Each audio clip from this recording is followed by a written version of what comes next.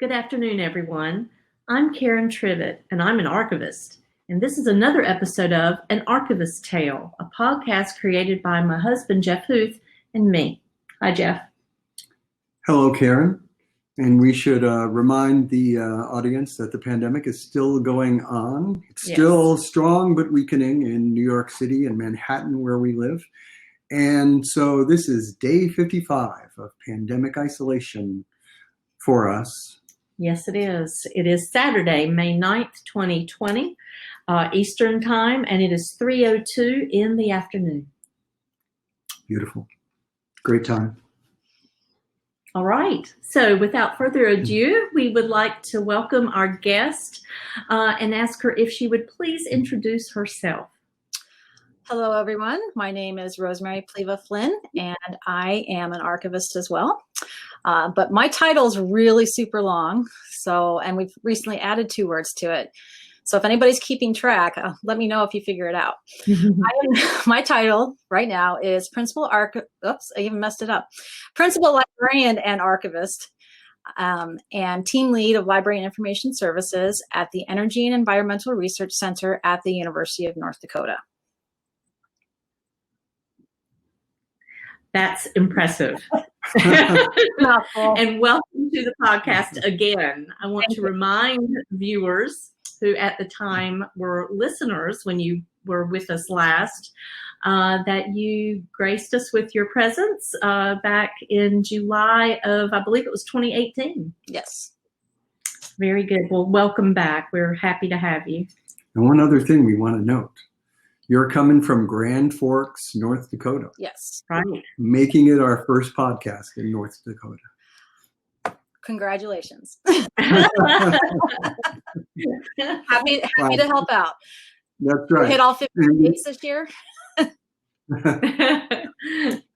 Well, for those of you who've joined us earlier, you'll know we have set questions that we ask our subjects, and it's going to be shaken up a little bit today because Rosemary's been with us before. And so to introduce the slight change of topic, I'm going to ask the first question, which is, Rosemary, tell us, what is the origin story of the Dictionary of Archives terminology? Well, my involvement with the Dictionary of Archives terminology started before it was the Dictionary of Archives terminology, but with a phone call with Jeff. And also with Jackie Dooley, asking if I wanted to be the chair of a newly formed dictionary working group that was tasked with updating the 2005 glossary that SAA had put out, authored by Richard Pierce Moses. And it had been quite some time since it was updated. I received that phone call in probably late fall 2012. I did not write down the exact day. Maybe I should have. And they were putting together the working group based off of people who had expressed interest, but it was a little outside the standard volunteer call that normally goes out. So there were certainly people who were being courted and tagged and everything. When I was asked to chair, I was actually at the same time, I was also the representative from the standards committee. So it was to the dictionary working group, and we made a lot of early decisions, a lot of changes. We had to one of the big decisions that we made early on was that we were going to take it and call it a dictionary, not a glossary. One of the things that Richards had done in the glossary compared to previous versions was he added the synthetic structure to it, which gave so much rich context to our vocabulary that it just made it so much easier for people to engage with it and to then take and follow a term to other terms that were related or that distinguish from. And we really wanted to keep that aspect to it, but that's not even really part of a dictionary, but it's definitely not part of a glossary. glossaries glossaries are the end of the textbook, right? Not, what you would normally think of what we've done and what we continue to work on, because I'm very frequently reminding people that dictionaries are never done. Our language is always changing. We're always coming up with new words. We're always documenting something that we didn't have the resources to document at the time as far as an origin.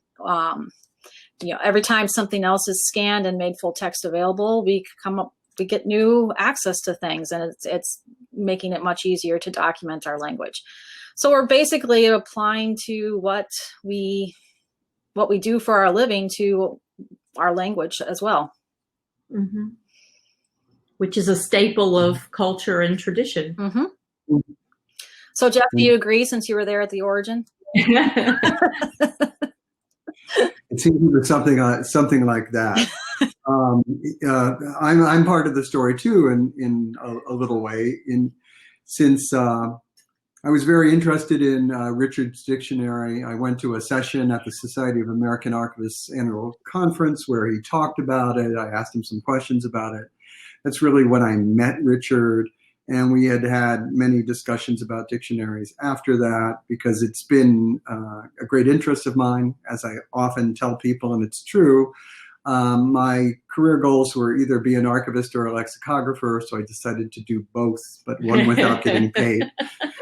And so it's been quite fun. But I was expecting to be either in your role or in a role where I shared it with someone, but I could not, because I had been miraculously, unexpectedly, voted in as a member of SAA Council, and I could not serve as an official in that official capacity, which was sad, except for one thing.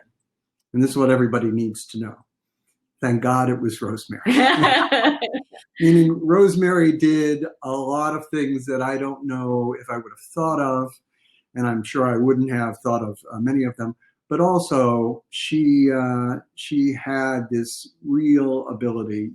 I could say, since you're right here, since I'm here, real ability to think of solutions and to really do the work to pound through those solutions. That isn't to say the rest of us on the dictionary working group, because I have worked on it the entire time of its existence, don't add to this and come up with ideas as well. That's what the whole group is about. But you were the essential element of that. So I'm glad it was you. Thank you very much. Well, and by the way, I also chose you, by the way. Thank you. Jeff and I have a prior experience working on a true glossary together, which we both worked on the ARMA 3rd edition of the ARMA glossary for records management. So he already kind of knew a little bit of what I might have to offer too. So it wasn't that he was pulling me out of the hat or anything like that. Correct. There was a specific thing. I mean, they were looking for somebody who could do this, and I said, well, I only have one choice, So Richard did the last one, and if we add somebody, we're going to add somebody new, and who is this going to be? And you were the only one that I knew who had any experience like this, except for, I suppose, the people who helped Richard on his glossary, but I'm just not, I've never been exactly sure of how they functioned and how they interacted with that, whereas I knew what you had done. Right. Well, and we did have a little bit of continuity too, because Diane Boyd O'Connor was on our original group, and she was one of the reviewers that Richard used, and she had read the whole thing, filled in terminology on some of the areas of her expertise. So that gave us some continuity to the project. One of the things we really wanted to make sure we were doing was that it was a truly collaborative effort. This was certainly not me alone, not me and Jeff. It was a true collaborative effort with, I mean, I can name the whole team, but or you can go to the About page at dictionary.archivist.org, which I hope you do anyway. And see, because we've got a record of everybody who has worked with the group. through the whole time, because we've had a few people come on and off for various reasons. That was one of the things that I think was the most amazing thing about this group, because very rarely have I worked with a group that of this size, because we've averaged between 10 to 15 people, depending on if we've had interns working with us, the SAA staff who've worked with us on aspects of it. Our calls could be anywhere from 2 or 3 people if we were working on something specific to 10 to 15, depending on what the call was. So, and we had a handful of on-site meetings at the annual conference. I shouldn't say that's a handful. We're almost to 2 handfuls for the for the annual meetings. This year, it's really going to be pretty sad. We're going to have to do our annual meeting virtually for the dictionary working group, which really won't be that much different, because we've been doing audio and now video meetings for the entire project. Most of the time, we have not had on-site meetings. We had a few early on mid-year to kind of keep the project going and help defining things and for some extra training. But the people are amazing, and everybody who I've worked with has become a good friend, a good colleague. We are extremely supportive of each other. We've all had life events that have happened that have had to take us away for various periods of time, or not to be as involved as possible.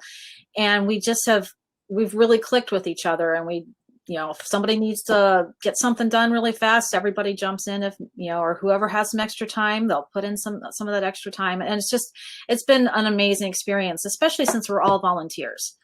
Nobody got paid to do this. Nobody got, extra bonuses or anything like that. But I think that's a huge thing that's come out of this. We didn't have grant money to do this. We didn't have, foundation funding. SAA has paid for the software that we use and for getting it out onto the web, and that kind of, it's part of that. But other than that, this is a pure act of love on our part for our profession. Well, I'd like to insert one thing. My role in this is probably one of the most important roles. I am the consumer. And I thank you for this product. It is remarkable. I've been a long-time consumer with the glossary, and now having navigated a little bit with the dictionary, it is just so rich, and I cannot wait to get to know it more. I know it's an amazing resource for us, and it's a resource not just for SAA and SAA members. It's a resource for anybody who is working in an archives, who's working more records management, who needs to learn more about archives. It's the way it's really set up, it's really accessible to the general public as well. One of the things that we were noticing as we would search things online is, for some terms, the SAA glossary was the first thing that comes up when a Google search. So now we want those to come to the dictionary.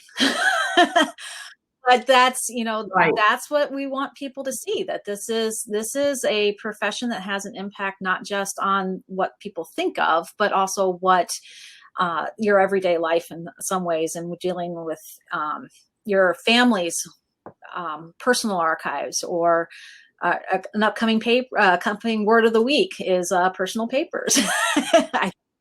These are things that we are actually thinking about, and we're pretty excited that we're getting some great feedback. Obviously, there's always something that goes wrong, so we've got some things to fix. And I wouldn't even say that they're wrong. It's just that we had so much stuff that we had to figure out how to get it out to people, but not to be confusing, not to drive people away right away. So we spent months looking at other dictionaries online. What did we like? What didn't we like? How to keep it simple, but still have that richness there that was available. And I think overall we came up with really good stuff. It's not even been a year since we had the meeting at the annual meeting last year, where we mapped out how we as a group thought we wanted to see that entry page look like and what kinds of things we wanted on a landing page and everything. And we were able, with the help of IDM Group, who does the back end of the dictionary, our dictionary production software. And they got there, basically they were the ones who helped create the OED way back when. And we're now using an online product of theirs because we needed that depth. We couldn't just, an Access database wasn't going to cut it. None of going to cut it. We needed somebody who really understood what we were doing. And so then we had to convert all of this. Richard had kept everything in an Access database that was originally loaded up. And then when SAA had a site change, that database was then loaded in as a Drupal database. With not great functionality. Wasn't, for the time it was fine. For the time, it was what it was. But things have changed a lot. They keep changing a lot. Yeah. So we were able to apply what people have learned over the years about putting that kind of information out there, and also making sure we were applying good user experience concepts and everything too, to make sure that, like you, Karen, as the consumer, really liked the product. And now we just have to keep populating. We've got more words, more citations, more of everything that we are still putting in and still have yet to define. Last time I checked, I think we still have 700 or so words that are at some level of either being identified as needing inclusion or for review. And every time we review a term, we usually come up with 2 or 3 more that either need to be reviewed or that are new. And we have deleted some terms out of the glossary. We've deleted some of the terms that we thought we were going to define, because when we started looking at them, we decided, no, they weren't really just archivable. There was nothing about that term that said, I need to put this in here because it's got a truly archival sense or usage, and that, so if it can be defined in Webster's dictionary or some other dictionary with the same senses we're using, we're trying not to put them in there, because there's enough of our stuff to make sure that we want to make sure those are taken care of first. Mm-hmm. Right. So I think we should note this one thing, because this is a big thing, and it shows us something about how the Society of American Archivists, SAA, is dedicated to the profession, because of what you said, which is that this dictionary is online for anybody to use. And that means if you're from an English language speaking country, or if you just use English in your regular work as an archivist or somebody in a related field, this is going to be probably the best source for your needs for a specialized dictionary in your field, because it is serious lexicographically. We provide lots of information that you would not get in a paper book. For instance, we have long notes in a lot of the entries to explain how the terms are used and have changed over time, and to help clarify the definitions. And we have that syndetic structure, but we give it away for free.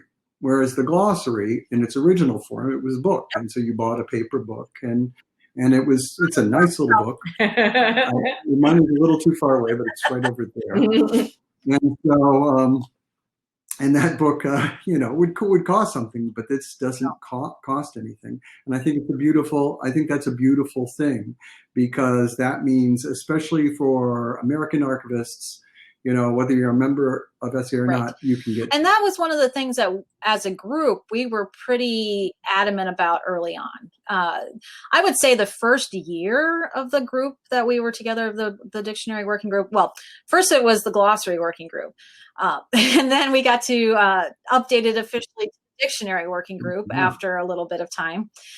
But one of the first things that we did was we defined what our scope was going to be, and that we took it and really tried to define who our audiences were and how we were going to get it to the audiences. And there was a lot of questioning of us because, is it going to be a book? Are you going to be able to print this out? Fixity is a real concern for some of the people who have given us feedback over the years. But dictionaries themselves, the only way they're fixed is if they are published as a book. Anytime you're going to change it, anytime, the OED is no longer fixed. The OED online is the OED online. And the main thing that they have different than what we have is you can see exactly where all those changes are made, that they've last reviewed something, and we don't have that in there yet. We've actually talked about it. It's just not something that we wanted to get a product out there before we do anything else. But that aspect of it is that, our language is always changing, but so is our publishing world. And by moving the dictionary online, the resources that would have to go into creating a print edition aren't there. We can use those resources to create and keep going that online platform. And we're not limited by the number of words. We're not limited by space constraints. We can have these long notes about things because we have the ability to just keep it going. We can have as many citations as we want to have to prove the usage or to show usage. And so I encourage, for example, this week, our word of the week, something we started, oh gosh, now what, 5 years ago now? I don't know. We've got over 250 word of the weeks out there, only a couple repeats. So when we started Word of the Week, we did that because we didn't have a platform to get our work out there yet. So Word of the Week was our way of showing people that we were truly working, just in case somebody really wondered what we were doing, but to get the information out to people and to start getting feedback as well, because there are certain words that they're hard to define. They're not really well defined by the profession yet. Community archives is one of those words. And it's something, that's a term we're going to probably, as we finally get everything in, that's a term I would expect us to look at every year to see for a while yet, to see how its usage is evolving and changing as more and more people write about what they're doing. So this week's term for Word of the Week was archives. And we planned this, Nice. Jeff, we planned this to be the first term that we were going to introduce after the dictionary went live, because we figured it would be one that people would search a lot on. So it has, I'm trying to remember now, it had 8 different senses between, well, I'm just saying between archive and with 12. I mean, it had 12 senses. I think it has because 12 we also senses. had the. Yeah, see, now I have personally gone on to other things since that one was done. But I think there are 11 nominal senses and then 1 adjectival sense. You're right, exactly. That's my recollection, but I don't quite remember. Because we decided it didn't fit as well. I mean, and that shows you. I mean, we had this written about a year and a half ago. And even as we were getting ready to put it out there and put it up, we decided, hey, maybe this one isn't really fully supported yet. So let's pull that sense. So if you go look at that, there's probably for each of those senses at least 10 citations supporting that sense.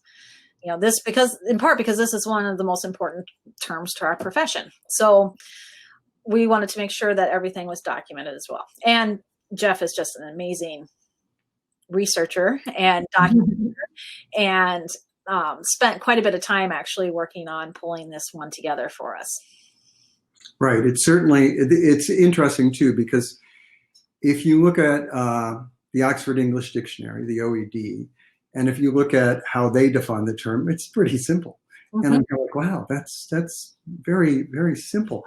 And then when we define the term, it's much more complex, because the way that we really use it in the field has changed dramatically over time. mostly by just, creating new senses and without leaving anything really behind. But it shows that we need a little more detail when that's the focus of our profession.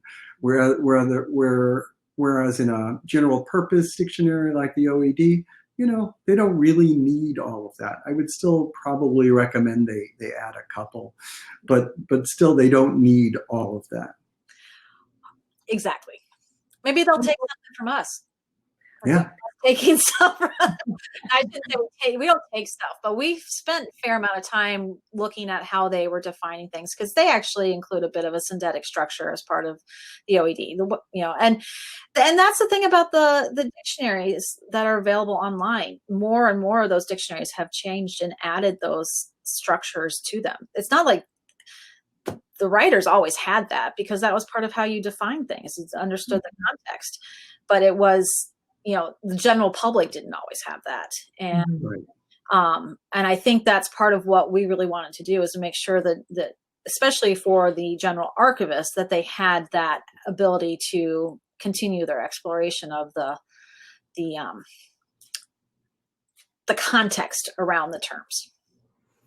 Well, one thing that comes to my mind is that as you talk about this one term, archives, and all of its different contexts and tenses, and as you talk about the dictionary itself, it's all evocative of the profession. It's deep. It's changes constantly.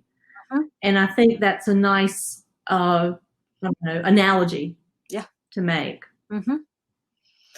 We really... we've really benefited from lots of people providing us feedback and suggesting terms. Either people who were working on writing other pieces, journal articles or books for SAA, who came across a term and said, "Hey, is this defined in there? I'd really like to know what you guys think about this." To just even that first day that the dictionary came out, I think we got another 5 or 6 terms that day, based off of people saying, "Hey, that term's not in there. I think you should add this." And we try to add things as quickly as we can. We try to go through so if you're listening and you have a suggested term, please submit it, but I'm not guaranteeing it's going to show up next week. All the ones that have been suggested over the years, we're still trying to get to those. One of the ways that we do work on defining terms is we try to work on them as sets. So one of our members right now is working on digital archivist and terms related to digital archives and being a digital archivist. So she's working on that set. We have 2 others that have been working on terms related to filing systems, because while that's more of a records management function, a lot of our stuff comes from records managers, particularly when you're working in governments and businesses, when you're not dealing with personal papers and personal archives. So those are very important for somebody coming in, because you may, if you've got a record series coming in and you have no idea how it's organized, sometimes it makes it very difficult to deal with it within your archive setting, depending on what your archives is. So, these kinds of things can be very useful, both young archivists and people who've been working in the profession for 30 years, because that's one of the things that I am constantly aware of, because I work in kind of this as a librarian and archivist and as a records manager every day. There's always something different and something new that I'm finding, or that somebody's bringing up, and it may be a paper thing or it may be an electronic thing. It's not just there's nothing cut and dry to what we do. Yeah. So I think there are a couple of things that we should explain for people just who haven't seen it yet, and one is the design, the just general design of it. What happens on the landing page for the dictionary. So I'm hoping that you can just describe that to us, because you were the genius behind the concept for the design. Okay. You can explain how you were a genius. I'm a genius. Thank you. That totally applied to me. Okay, so and some of this actually started because a couple of years ago, I started a program through University of Wisconsin-Madison on user experience design. And something that I've always been pretty passionate about is access and accessibility. Those are actually two different words, and they are applied differently. But if something is too busy, that you don't know what your purpose is, people aren't going to come and use it. So I was pretty adamant that the landing page for the dictionary needed to be simple. It needed to be very clear. This is where you go search. This is the main topic areas that we want to push you to. But the first and foremost, you had to know where to go to search. Mm-hmm. In the last couple of years, some websites have gotten a lot better. Some still don't. But the inspiration for our page actually came from the Department of Energy's Office of Scientific and Technical Information, or OSTE. They had recently consolidated, well, it's been a process over several years. Obviously, I work in an energy and environmental research center, so I'm on their page fairly frequently. But they're also behind the science.gov page, but their page, OSTE.gov, has become the main, this is their main page. You go to this page, you think it would just be about them as the organization within the government, but it is actually now their search page. And it is extremely simple. You go in, you can search, you can get to an advanced search from that page, but it does not, the very first thing, think Google. The Google homepage is very simple. There's a box, you go, you search. And then you can get further. If you know how to do more advanced searching, you can do that right from that box. But the search is simple. And so when I saw that page, I said, this new page of theirs is pretty awesome. And I think I'd like this. And so when we were talking with IDM and about designing our homepage, I said, hey, you guys have to see this page because this is great. And they're like, oh my God, this is great. It looks pretty much like that. Yes. Obviously it's got our information. It's got all of our, what's important to us on it, because we don't have data sets. We don't have, we don't need access into those types of things, but we do have what we need. And it really is, I'm really super pleased with the way it turned out. The one thing about it, so the search we're trying some different things in terms of the search. When you start typing, it brings up on just the simple search, it brings up a word. You start typing the word, and every time that what you're typing appears within a head word in that simple search, it pulls up a list.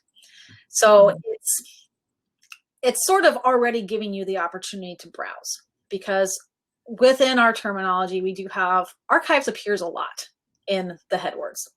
Headwords are either can be referred to as the headword, the entry, the term.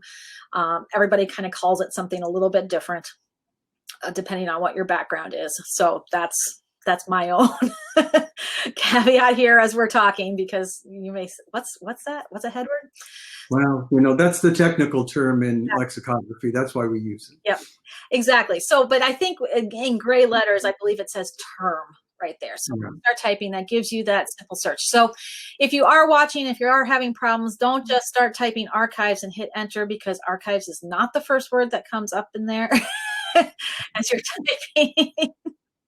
So just be a little aware of that. That is one little thing that I'm having a hard time getting used to myself. Then we also have the ability to do a full text search. So you can, there's a little arrow towards the end of that box. If you click that little arrow, just like the most drop-down boxes have, click that, and then you go down, and it's actually the third option right now to do the full text search. And then what that will do is you type your word into that, and anytime it shows up in any of the notes and any of the citations, it will pull that up as an option for you to find your terms that way. that's a lot more intense, but it's necessary for some people. The other third way to search that we have right there on that screen is, again, from the drop-down menu, is the ability to search by category. This is another thing that we very, very, very early on decided that we wanted to take advantage of with having the online capacity. So every term has been assigned to categories, or a category or categories, depending on the senses that are being used. So you may have a term that is both under digital archives and under preservation, because it's got senses that both are supported. Sometimes you may have terms that are, let's see, I'm trying to think of some of the more off the wall ones that we have, but we have I think it's 34 or 35 different categories that we are working with right now that things have been used and tagged with. And that the categories themselves right now are fairly set. We may update a few titles of them, but in terms of actually tagging those, we went through a couple different iterations of them. We tried them out through the Word of the Week. The Word of the Week, not only was it putting information out there, it was also letting us try to play with the presentation of the information and what worked and what didn't work, and making some of those changes to what we were doing along the way.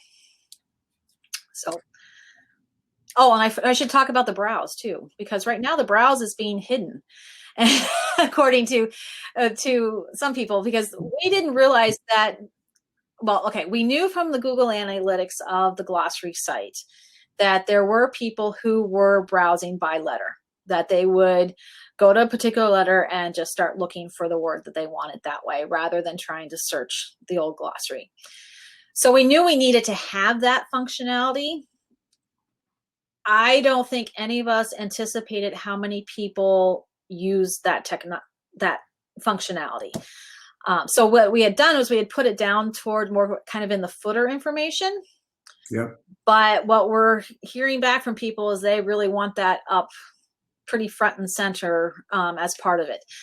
And it's, best as I can tell, it's not one particular type of archivist either. You know, you might think that it was one way of thinking, age level, whatever, but it seems to be a kind of an across the board want to be able to have that browse feature. So that is one change that we will be looking into making in our next iteration, is to make sure that that gets up there. But if you're looking for it right now, look down underneath the SAA logo at the bottom of the page. Right. And I think it's good to have that browse feature be more prominent, because this allows for serendipity. There are some words that you're not going to think to look for unless you run across them while you're reading and you're just wondering what it means. I mean, people don't use archival economy anymore. That you would think that it means something totally different from what it is. The word, one of my favorites is the word muniment, which I thought only had one sense, but has a couple of senses, and is pretty old-fashioned now, but still exists. And there are things that will just tell you a little bit about the past of the language too, and this technical language, and so I think that's a good thing, because at least for some of us, I can't speak for everybody, dictionaries are fun. There's something fun about words. There's something fun about the fact that you can't know what they all mean, and sometimes they mean the opposite things. I write about this all the time, and so I think it's a good little change if we can do it, and it's good that we have the ability to make changes, because the digital allows that. If we came out with a book and somebody said, "Oh, you got this wrong," we'd say, "Well, if you can wait 10 years." It'll all be solved. Exactly. Be much more difficult to deal with. Well, and I mean, my guess is we'll probably we continue to gather a few more things and a little bit more data about what people are using and how people are using it before we really start to seriously talk about the next iteration of the look and feel of it. But in the meantime, we'll just keep letting people know where to find it, because we're getting good at that. And Rosemary, you mentioned a couple of times that you've already gotten feedback or that you got feedback in the process over the years. What is the mechanism that people can provide feedback? So on the SAA website, there's a couple different places that you can link to it. Plus, in the dictionary pages themselves, you can offer feedback there. There's a feedback link down in the actually it's in two places, because you can there's feedback links underneath the SA logo on the footer, and then on the front page, the landing page, there are icons for suggesting a term and for offering feedback on it. Yeah. And we realized that we don't actually have a true feedback for the dictionary itself. Just it says that it's feedback about a term, but if you have feedback about the dictionary itself, just go ahead and drop it in there, and just, we're creative, so you don't have to give us a term name or anything like that. You can just fill it. Right. And Word of the Week has, a little way, a little, reminder about this as well. Mm-hmm. And the Word of the Week, I suppose we should say, that goes into people's email boxes. So if every week you're just desperate to see another archives term defined, then go ahead and do it, because we're going to be defining these words probably more fully than anybody else, because that's what our focus is. Right. Well, and what's so kind of cool about Word of the Week is we actually been hearing from a couple different people that, like their mothers subscribe and things like that. So it's kind of fun to hear people that are doing it and using it. But we have an amazing open rate on the Word of the Week emails. When you're talking about an email list, and the higher your open rate, the better you are. And we average, I would want to say, over 30% most weeks, which is really, really high for something coming out weekly like that. Then, most people, because if you just are looking at it through like even a preview window, that doesn't count as having opened it. So this means people are actually opening it, looking at it, many times following the links that we've provided. I am going to be a little curious to see what happens, because one of the things that we've done now that the dictionary it's live itself is we are referring people to the full page in the dictionary, because each entry in the dictionary has its own URL.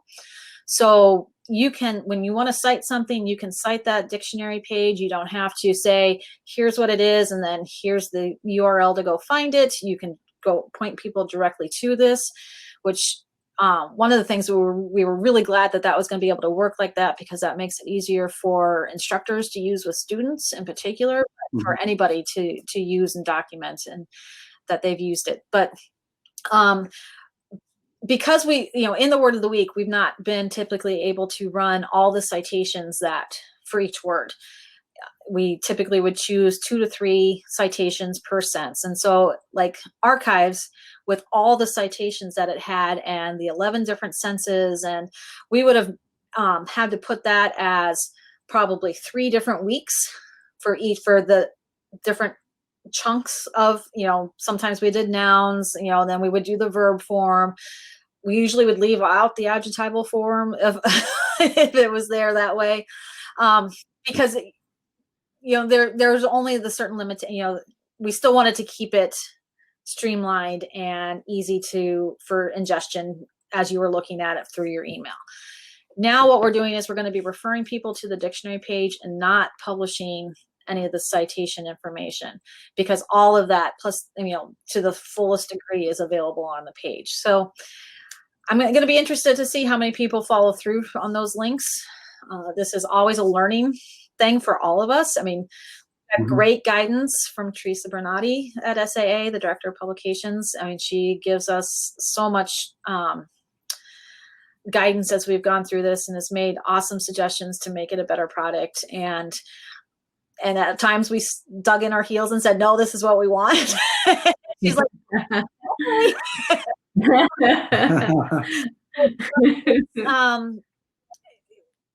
our big thing was we really wanted to make sure that it was a product that archivists would use, and that it seems like we've accomplished that goal, and it was very important to us. So And now we're just got to keep working on getting it all in there.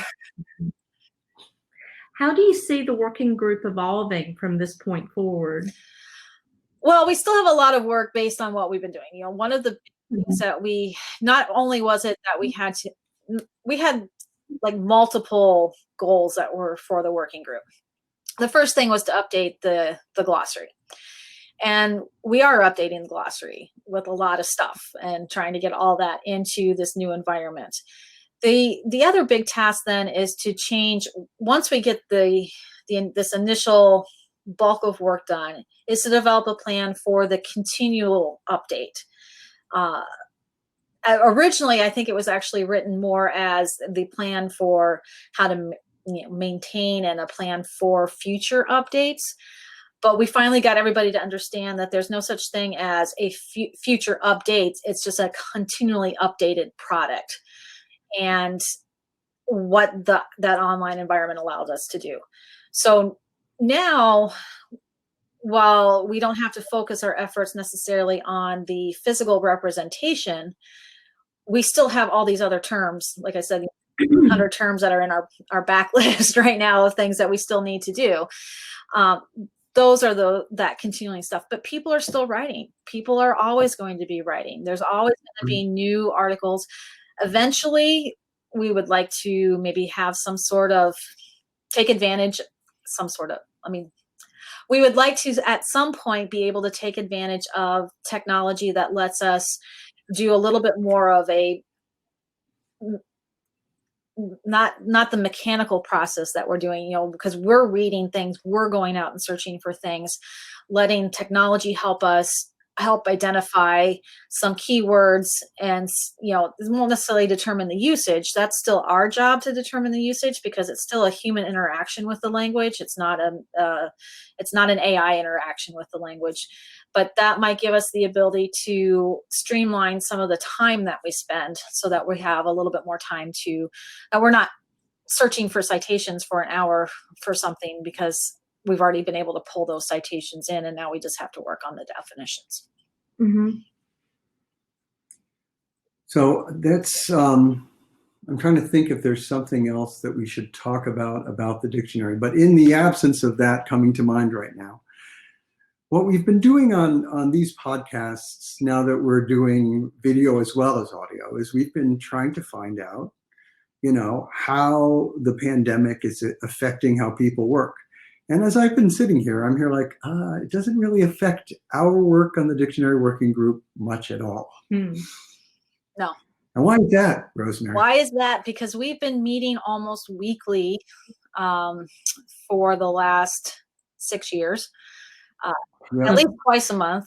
And I would say for the last 3 or 4 years, almost weekly. I mean, we'd take some months where we would slow down for certain reasons, or usually around conference time, since we were meeting on site, we would always, we'd have a couple of meetings right before, and then we would take a couple of weeks off because we had to recover from conference and then get back to our jobs.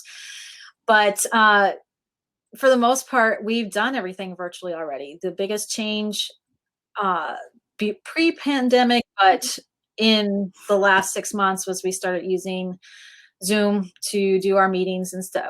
Originally, it was all conference call, and then we went to using Blackboard through SAA. They've been using that with they were using that with some of the workshops and such, and some meetings. Those of you in colleges and universities know that Blackboard is Blackboard. It's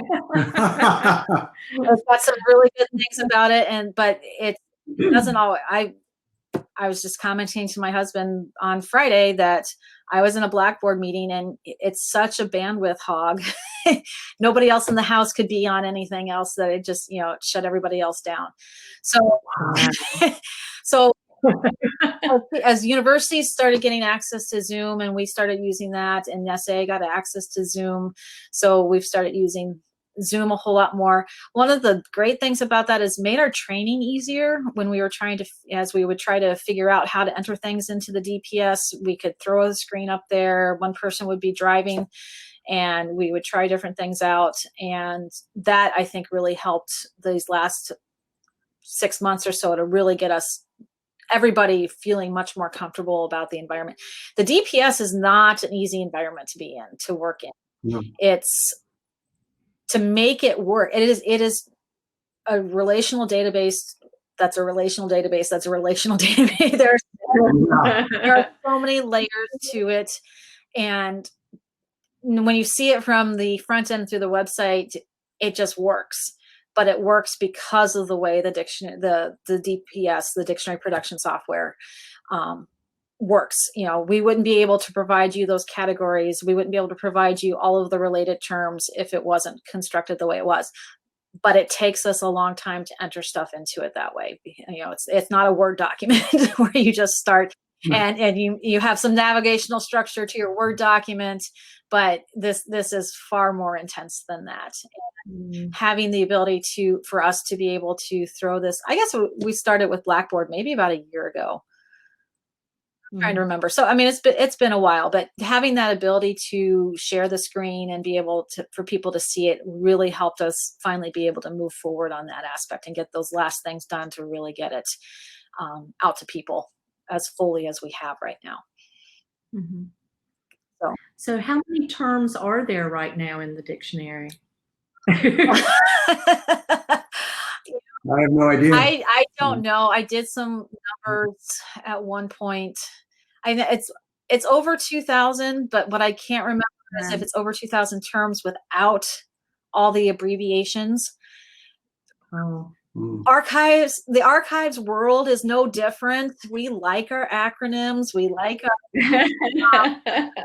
our cute words or, you know, shortened versions of things. And we're trying to document all those as well too, because we don't know how somebody's going to come into something and say, they may only know it by the acronym. They know it's archives related. They know the acronym, but they have no idea what that acronym means. So we want to make sure that those provide links, you know, so the acronym itself doesn't have the definition connected to it, but it has the link that takes you to the word and the definition.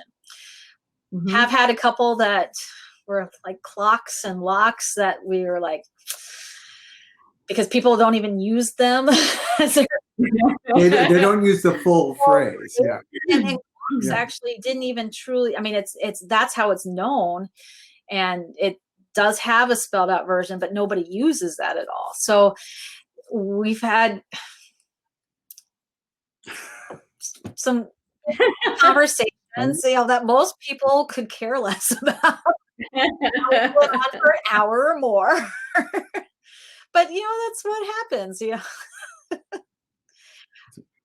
So Rosemary, what word is trending right now? I didn't look today. The last time I looked, it was archives because that was the word of the week, and it was because one that a lot of people were looking up.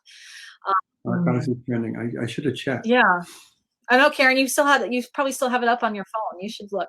Yeah. This is trending on a little screen. Yeah, we really want to make sure it was mobile friendly. I mean, it's maybe small, but you can still get to all the information. You have to scroll down. Yeah, I just don't know where it's going to say anything about the trending the trending term. It doesn't seem to show. Ooh, nice screen though. Boy, even in the little view, you can get virtually everything on except for whatever is trending. Looking right now. Okay, well, this is the most important question. I didn't think it was going to be so hard. Okay, I'm ready. Okay, so, and just so that everybody knows what we're talking about, on the individual entry pages, in the right column, we have what is the current word of the week so that you can link to how that was presented through the email and subscribe if you're interested. And then right underneath that, we have the terms trending now. And these are the top 5 terms based on current numbers. So if somebody really wanted to open a lot of browser windows and do the same search for the same word, they could affect this. But our current trending terms are archives, appraisal, disposition, record, and post-custodial. Wow. Weird.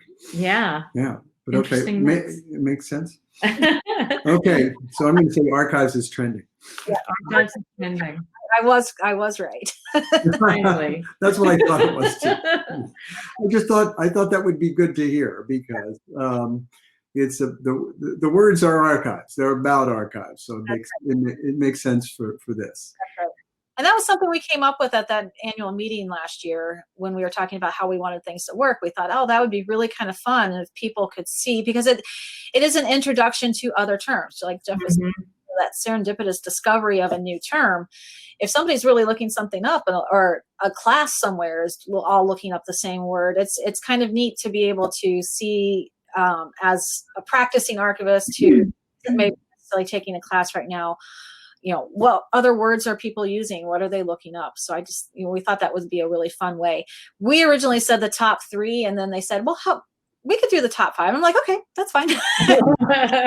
I actually think the top 5 actually works really well, because that'll allow other words. Archives is obviously going to be one that's up there a fair amount, especially at the beginnings of semesters and things like that. Right. And what I'll be interesting too to see if the word of the week is consistently in there as a trending term too. So we'll see what happens. Wow. Well, Rosemary, there's this undercurrent of curiosity in terms of how you've developed this project and product, how you've engaged other participants, how you've cared about the user and the end experience each user has had or will have. So what keeps you curious about archives terminology? Well, like Jeff, I find words very interesting. I never thought I'd be a lexicographer. That was not one of my things that I thought I was going to do.